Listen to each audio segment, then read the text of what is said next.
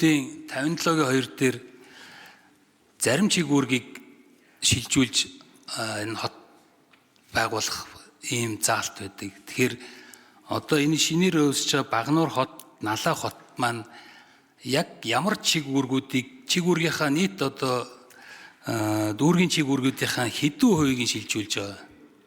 Тэгэхээр энэ үүсгэн Багнуур хотын захирагч болон зөвлөл тэгээд Багнуур дүүргийн засаг дарга болон иргэдийн хурал хоёрын одоо гол ялгаанууд нь яаж харагдах вэ? Ямар давхардлууд үүсэх вэ? Энэ талаар мэдээлэл өгөөч. За тодорхой хариулъя. Замар сайхан сайд хариулъя. За үндсэн хууль бол хот тосгоны эрх зүйн бодлын тухай хууль, засаг сахилгааны нэгжийн тухай хууль гэдэг нь холбогдох 4 журмтай уялдуулаад анх улсын их хурлаар тогтоол батлагдахтаа засгийн газраас орж ирэхдээ үндсэн хууль холбогдох зүйл заалуудаа нийцүүлээд хотын захирагчийн зөвлөл байгуулагдтал тухайн одоо чигүүргийг хотын дүүргийн засаг дарга иргэдийн төлөөлөгчдийн хурал гүйцэтгэнэ гэсэн ийм заалттай байгаа. Тэгэхээр үндсэндээ бол энэ үндсэн хуулийн зохицуултуудыг хэрэгжүүлэх зорилгоор баталсан 6 хот, улсын зэрэгэлдэлтэй, орон нутгийн зэрэгэлдэлтэй 43 хот, дагуул 4 хотыг байгуулахар шийдвэрлснээс улсын зэрэгэлдэлтэй хотуудаас Налаа Багнуурыг ингэж одоо үйл ажиллагаагийн цааш нь зохион байгуулалт, эдлэр газар хил, зааг, чигүүргийн шилжилт, төсөв санхүү үнийн эзэн бэлтгэлийг хангахаар ингэж тусгасан байгаа. Тэгээд чигүүргийн давхарлаа хариуцлагын одоо зааг ялгааг тодорхой болгох зорилгоор шилжилтийн үеийн зохицуултыг тусгасан байгаа. Тухайлбал улсын зэрэгэлдэлтэй хотын зөвлөл захирагч хуулийн дагуу сонгогдох хүртэл хугацаанд дүүргийн одоо иргэдийн төлөөлөгчдийн хурлын засаг дарга нь хотын зөвлөлийн захирагчийн чигүүргийг хэрэгжүүлэх энэ одоо заалтыг хуулийн тусгасан байгаа.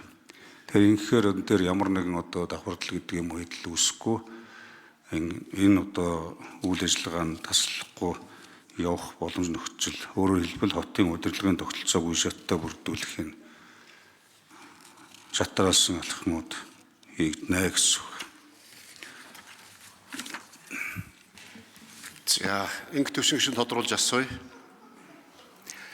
Үндсэн хуулийн 57-гийн 2 дээр болохоор хот тосгон засаг захиргаа нутаг дэвсгэрийн нэгж түүний удирдлагын зарим чигүүргийг шилжүүлэх байдлаар одоо улсын хурал шийднэ гэдэг. Өөрөөр хэлбэл нутаг дэвсгэрийн нэгж түүний удирдлагын зарим чигүүргийг гэдэг нь одоо шилжүүлээд нийтдээ ингээд бараг 100% шилжүүлж байгаа юм шиг харагдаад байгаа байхгүй. Тэгэхээр энэ нь өөрөө үндсэн хуулийн зөрчил үүсэхгүй байгаа. Үндсэн хуулийн дээр болохоор зарим чигүүргийг гэж байгаа болохоос биш 99% ч юм 99% гэдэг чинь бараг одоо ихэнх чигүүргийг нь шилжүүлэх гэдэг байгаа. Тэгэхээр энэтэй холбоотой зөрчил үүсэхгүй юу гэдэг үүднээс нь асуугаад байна. Тэгэхээр ямар практик дээр ямар зөрүүнүүд үүсэх юм, тэгээд энэ ялгаанууд нь хэдэн хувь нь ямар чигүүрийнхэн хэдэн хувь нь энэ хот руу шилжих гэдэг юм гэдэг ийм асуулт байна.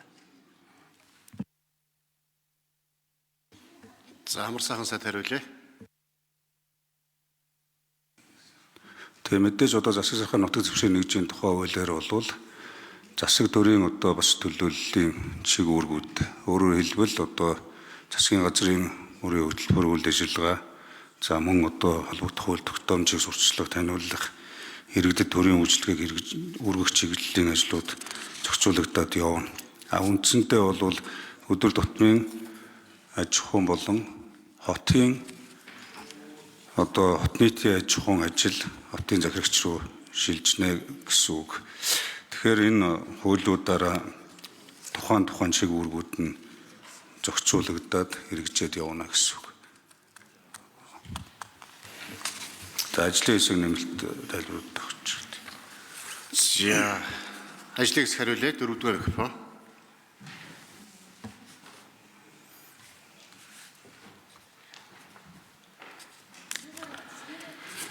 За инх төвшин гишүүний асуулт нэмж хариулъя. Хууль зүйн дотоод хэргийн яамны тэрийн нарийн бичгийн даргын албан үүргийг төр орлон өсгөж Батбаян байна. За үндсэн хуулийн заасанчлан яг энэ чиг үүргийн шилжилттэй холбоотой зохицуултыг Монгол Улсын засаг захиргааны нутаг дэвсгэрийн нэгж түүний удирдлагын тухай хуулийн тодорхой заагаад өгсөн байгаа. Өөрөөр хэлбэл тухайн засаг захиргааны нэгжлэр хийж байгаа ерөнхий чиг үүргүүд нь бол иргэдийн төлөөлөгчдийн хоролд байдаг. Энэ иргэдийн төлөөлөгчдийн хорлынхаа зарим чиг үүргийг нэгжийн хуулийн 68 дугаар зүйл заасны дагуу одоо хотын зөвлөлд шилжүүлэх ёстой байж байгаа. Тэгэхээр одоо энэ тохиолдолд бол зөвлөлийн чиг үүргийг иргэдийн урал хэрэгжүүлээд явхад бол ямар нэгэн давхцал зөрчил үүсэхгүй болоо гэсэн одоо байр суурьтай байгаа ажлыг гэсэн. За инх төвшин гишүүн тодруулж асууя. Хариулт хангалтгүй л байгаад байна гиндэ. Тийм би нөгөө чиг үүрэг тавьж чаад уул нь ингээд ийм чиг үүргүүдийн хэдэн хувийг нь яг зарим гэдэг нь одоо шил хэдэн хувьд ороод байгаа, хэдэн хувийн шилжүүлээд байгаа гэдэг л юм үсээд байгаа. Эсвэл яг нөгөө талаас нь асуул энэ дүүрэг дээр одоо үлдчихэж байгаа багнуур дүүрэг одоо наллах дүүргийн иргэдийн төлөөлөгчдийн хурал засаг дарга дээр нь яг ямар эрх үүргүүд нь үлдэх юм одоо зэрэгцээд хот байх нь шүү дээ, зөвлөл байх нь байна. Тэгээд иргэдийн хурал, иргэдийн хурал, дүүргийн засаг дарга гэсэн ийм институцууд ингээ байх нь байна. Тэгэхээр яг дүүргийн иргэдийн хурал дээр нь ямар одоо юм үлдэх гээд байгаа одоо нөгөө талаас нь асуувал засаг дарга дээр нь ямар эрх мэдэл үлдэх гээд байгаа гэдэг тэрийг асуу. За дөрөвдүгээр микрофон.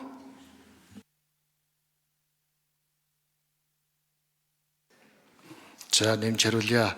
Яг тэдэн хувийн шилжүүлэх вэ гэдэг асуудал маань өөрөө тухайн дүүргийн орон нутгийн саналаар засгийн газар дээр одоо нэгтгэхэд Монгол Улсын их хурлаас одоо шийдвэрлэхээр хуулийн зохицуулт байж байгаа. Одоо зөвлөл маань өөрөө хэрхэн сонгох вэ гэдэг сонгуулийн тогтолцооны хүртэл нь эрх зүйн хувьд бол бүрэн гүйцэд байхгүй байгаа. 27 оны 1 сарын 1-ээс ажиллах ёстой энэ хугацаанд бас энэ эрх зүйн одоо хийдлийн асуудлыг бол бид нэр хамтарч одоо шийдвэрлэх шаардлагатай байгаа.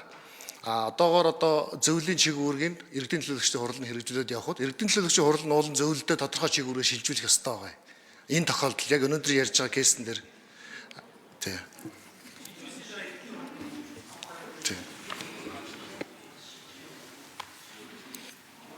За даваа хөгийн бүрөв даваа гишүү асуу.